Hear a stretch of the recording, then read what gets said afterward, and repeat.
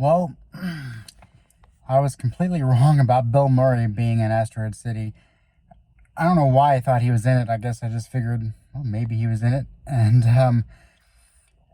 of course, there was a ton of actors that's been in a ton of these movies, of these Wes Anderson films, and some of them have like one or two lines, and of course some have the major parts, especially Jason Schwartzman, who's definitely the lead in this.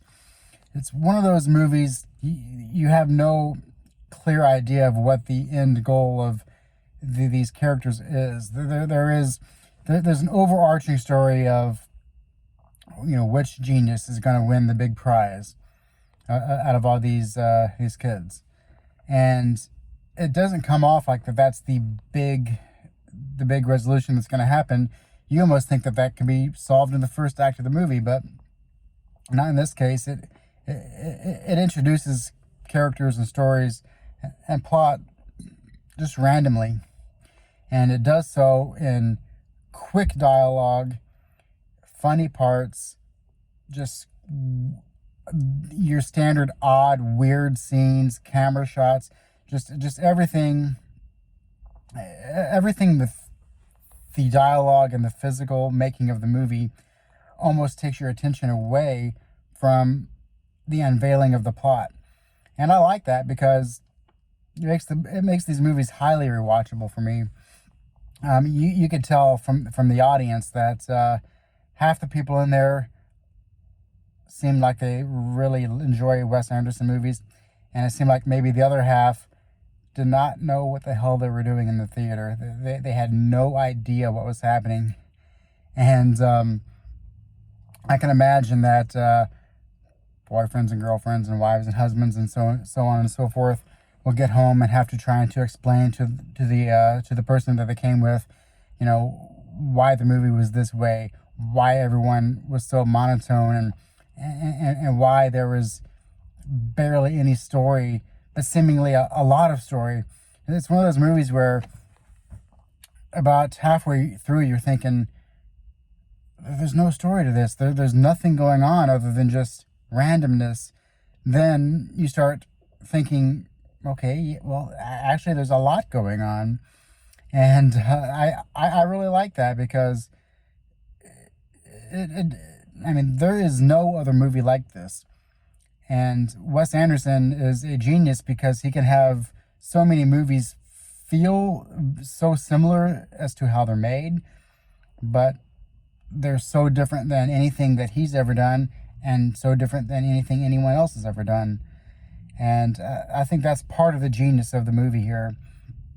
It's kind of hard to say what I overall think about it, what I think of it as one of the best pictures of the year, or is it something that I just kind of like and I'll get one day and eventually rewatch it and enjoy it, or it's really hard to say where it falls on the spectrum of films, Wes Anderson films themselves, but films in total.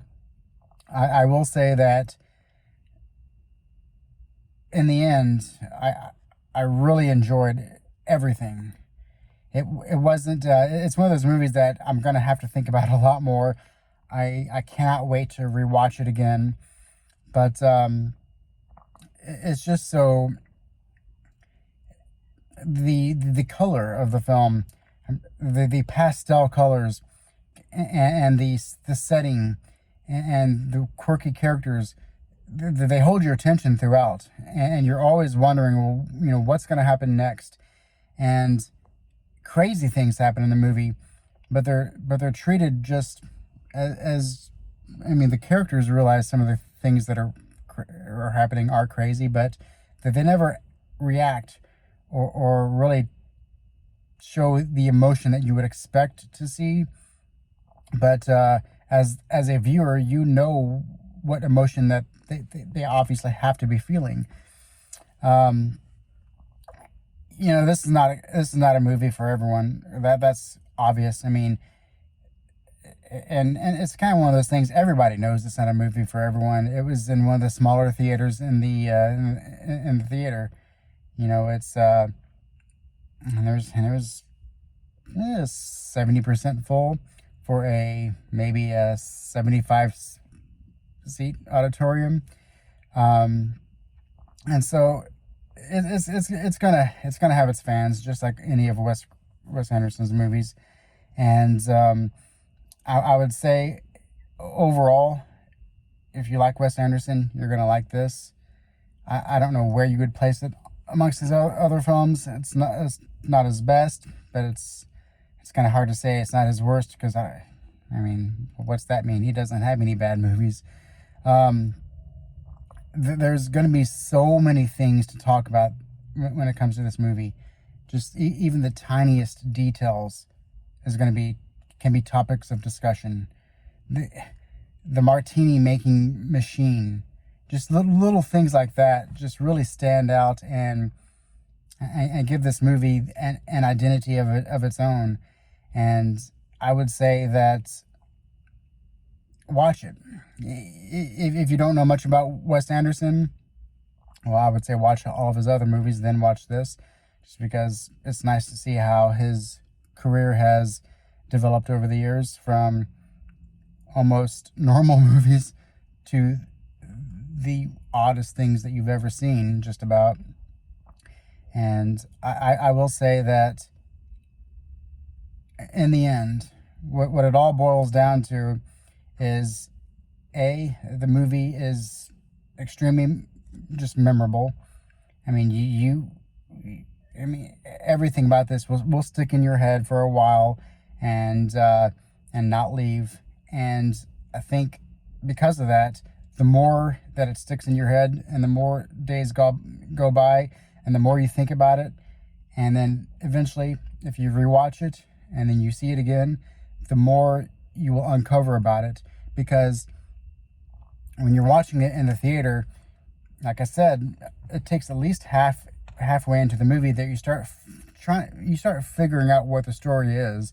It's not so apparent, but once you start figuring out what it is, then you're excited to see how more of the story unfolds.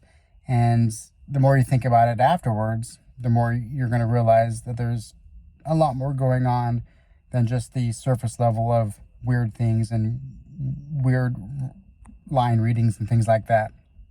So definitely let me know in the comments if you have seen any other Wes Anderson movies, what you think of them, what you think about this one.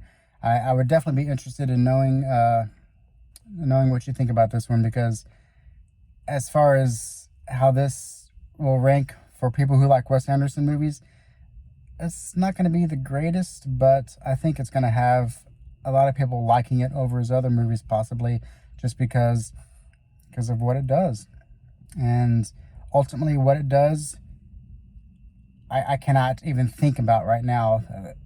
I'm going to have to think about the movie for several more days, because it's not going to leave my head, that's for sure. And I'm going to think about it and hopefully come across other people who have seen it, and probably just like it more and more the more I think about it. So smash that like button, subscribe. I could really use some more interaction with the channel.